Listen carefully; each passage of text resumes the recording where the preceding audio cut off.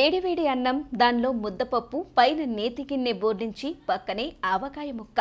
ఇంకేముంది, వేపుడు ఒక స్పూన్, అప్పడము వడియము బోనస్. ఇదే మన తెలుగు భోజన సాంప్రదాయం.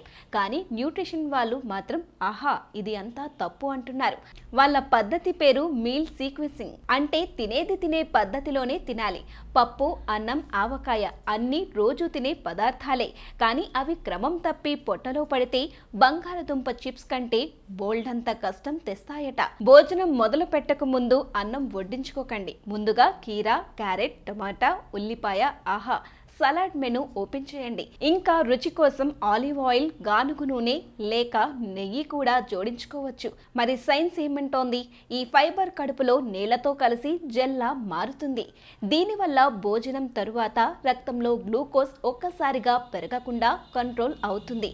దీనిని గ్లూకోజ్ స్పైక్ అంటారు.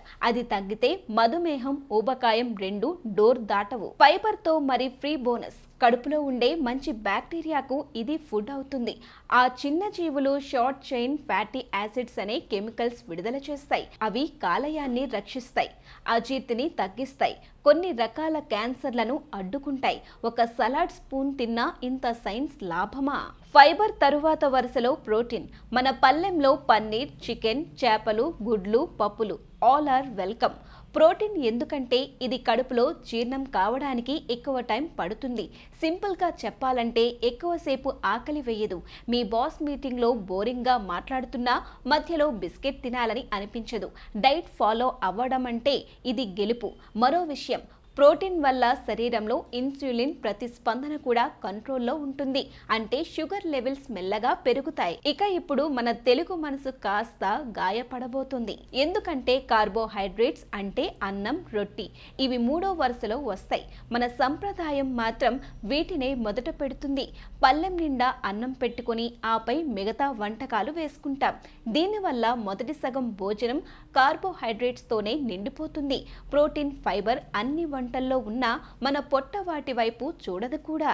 అసలు సమస్య ఇక్కడే. ఈ అసమతౌల్యం వల్లే టైప్ 2 డయాబెటిస్, ఊబకాయం, చెడు కొలెస్ట్రాల్ పెరుగుదల, గుండె జబ్బులు ఇవన్నీ సమస్యలు దాపరిస్తాయి. మీల్ సీక్వెన్సింగ్ లో కార్బోహైడ్రేట్స్ చివర్లో వస్తాయి. అప్పటికి కడుపు ఫైబర్, ప్రోటీన్స్ తో నిండిపోతుంది. అంటే అన్నం మీద ఆవకాయ ఉన్న రెండో ముద్ద తరువాతే మనకి సిగ్నల్ వస్తుంది, అరే చాలు ఇక తినొద్దు. ఇదే అసలు ట్రిక్. ఇక చివరి దశ భోజనం చివరిలో మజ్జిగ లేదా పెరుగు. మన తెలుగు సంప్రదాయం ఇక్కడ సరిగ్గా మ్యాచ్ అవుతుంది. ఫెర్మెంటెడ్ ఫుడ్స్ లో ఉన్న ప్రోబయోటిక్స్ జీర్ణశక్తిని పెంచుతాయి, కడుపు చల్లబరుస్తాయి. అంటే భోజనానికి పర్ఫెక్ట్ ఎండింగ్ ఇది. ఇదంతా ఒక ఊహ కాదు. Journal of clinical endocrinology and metabolism లో వచ్చిన రీసెర్చ్ చెబుతోంది. కార్బోహైడ్రేట్స్ చివర్లో తింటే బ్లడ్ గ్లూకోజ్ స్థాయి 37% వరకు తగ్గుతుంది. అమెరికాలోని కార్నెల్ మెడికల్ కాలేజీ కూడా ఇదే ఫలితాన్ని రిపోర్ట్ చేసింది. దీని అర్థం మన పొట్టలో అన్నం, పప్పు, వేపుడు అన్నీ ఉన్నాయి. కానీ క్రమం మార్చితే ఫలితం పూర్తిగా మారిపోతుంది. వేడివేడి అన్నం ఫస్ట్ తింటే షుగర్ లెవెల్ స్కై రాకెట్ అవుతుంది. ఫైబర్, ప్రోటీన్ తర్వాత తింటే షుగర్ లెవెల్ మెల్లగా పెరుగుతుంది. ఇది విన్నాక ఒకే లైన్ గుర్తుంచుకోవాలి.